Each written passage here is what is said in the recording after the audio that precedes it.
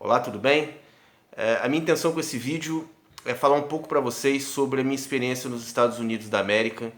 Tem vários amigos meus que me enviam mensagens, áudios ou que ligam para mim querendo saber sobre a minha experiência, quais são as minhas impressões, né, desse grande império, que na minha visão é um grande império decadente, mas ainda um grande império, porque ainda dá as cartas internacionalmente, né? Apesar desse jogo estar mudando já há algum tempo, o lado asiático do mundo, né, o lado oriental do mundo já está ganhando uma força muito grande há algum tempo, mas os Estados Unidos ainda são um grande império. E aí alguns desses meus amigos querem saber sobre as minhas experiências lá.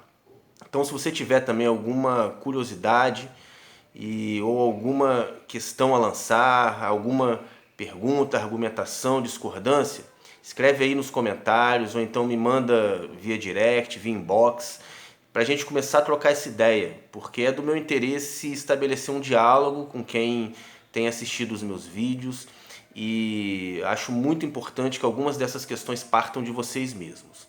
Mas hoje eu vou falar sobre minhas impressões dos Estados Unidos da América. E para localizar, eu não viajei pelos Estados Unidos, né? Eu fiquei numa região dos Estados Unidos, que é a Flórida, um estado, né? A Flórida. E dentro da Flórida eu fiquei numa região que é o sul da Flórida.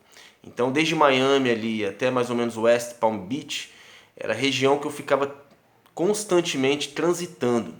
Então, eu estabeleci muitas relações em vários desses lugares, viajei diariamente para muitas cidades diferentes, a leste, a oeste, a norte, a sul dessa região.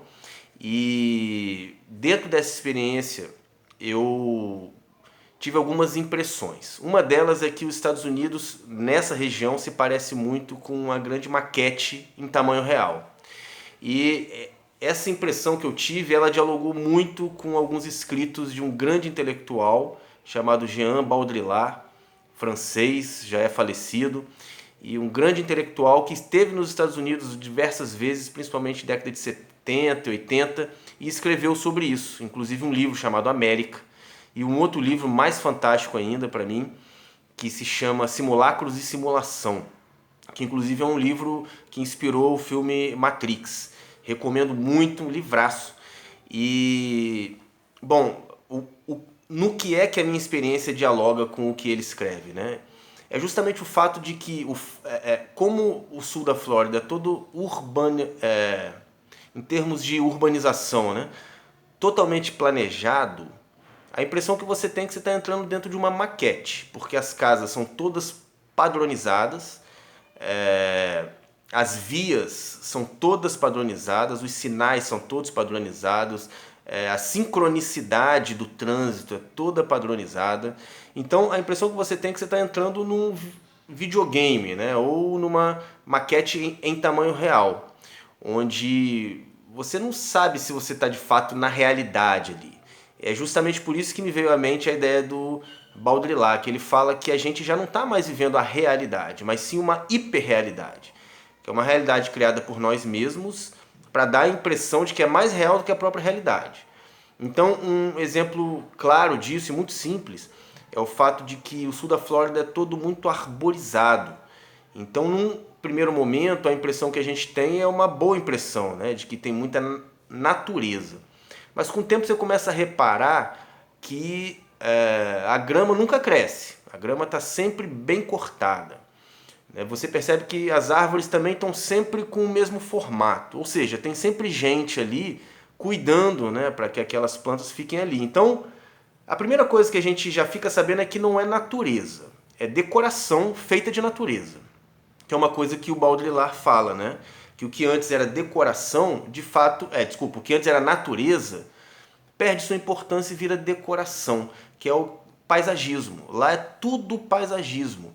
Muito bonito, né? É um paisagismo de fato muito bonito, mas que faz com que se perca as características de natureza. Uma delas é que você não tem árvore frutífera, por exemplo. Eles não deixam crescer árvore frutífera.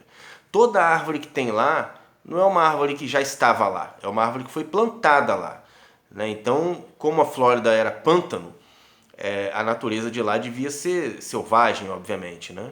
Mas o que eles fizeram foi destruir o que havia lá e reconstruir, né? E aí nessa reconstrução eles de fato puseram, recolocaram muitas árvores, muitas plantas, mas todas dentro do planejamento paisagístico deles.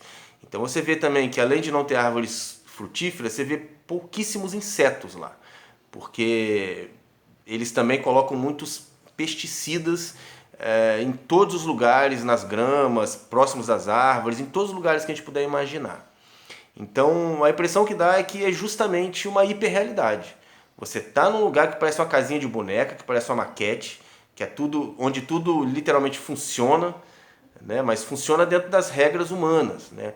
A própria natureza não tem o seu espaço de desenvolvimento ou o seu espaço de expressão da própria vida, né? Porque tudo isso é literalmente podado pelos seres humanos.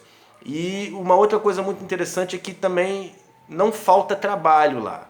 É claro que tem desempregados, como tem em todo lugar, mas é um lugar que não falta trabalho. Sempre tem. As coisas estão sempre funcionando, as pessoas estão sempre sendo empregadas, porque existe manutenção dessa maquete.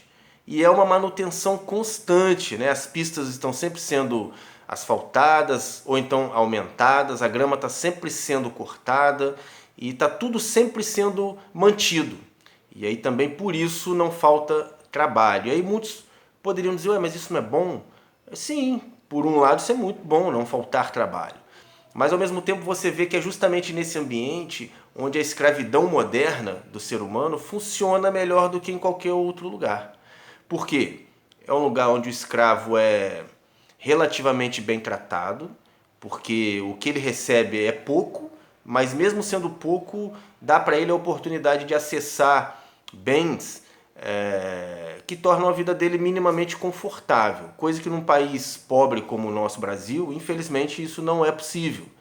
Mas sendo possível lá, você acaba perpetuando também a ideia de que a escravidão moderna é boa.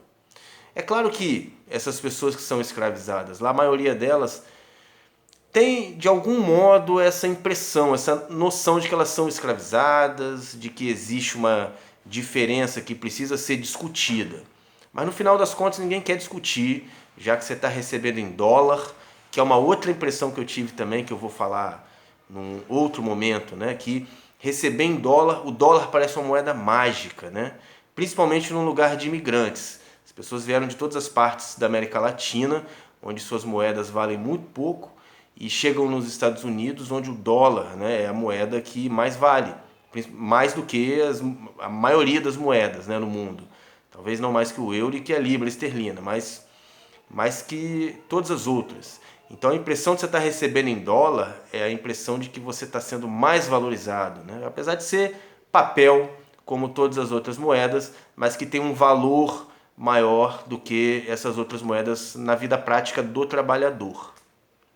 Eu tenho muito mais coisa para falar, mas eu não quero estender esse vídeo para que ele não fique muito grande também, porque o meu objetivo é fazer vídeos curtos de reflexão, que deem no máximo aí uns 10 minutos.